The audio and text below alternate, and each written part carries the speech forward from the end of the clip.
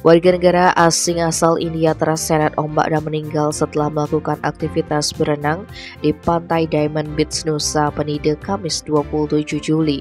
Korban sempat diberi pertolongan oleh beberapa orang yang ada di lokasi.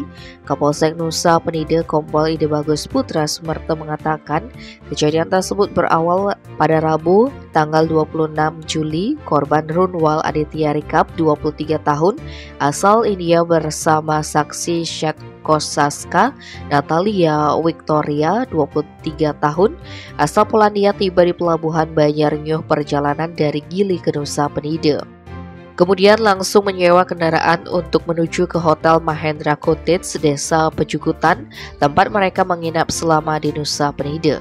Selanjutnya pada Kamis 27 Juli, Aditya bersama Natalia berangkat dari hotel menuju objek wisata Diamond Beach dan pada pukul 10 Wita tiba di pantai untuk melaksanakan aktivitas berjalan-jalan di pinggir pantai. Setelah itu korban beserta saksi berenang di pantai tersebut, namun berselang 10 menit kemudian saksi selesai untuk melaksanakan aktivitas berenang.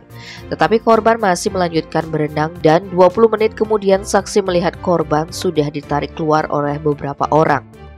Putra Sumerta mengatakan sekitar pukul 13.30 Wita pihak kepolisian Polsek Nusa Penida beserta Basarnas tiba di TKP dan langsung melakukan evakuasi jenazah korban ke atas. Korban langsung dibawa ke rumah sakit Gemasanti untuk pemeriksaan lebih lanjut.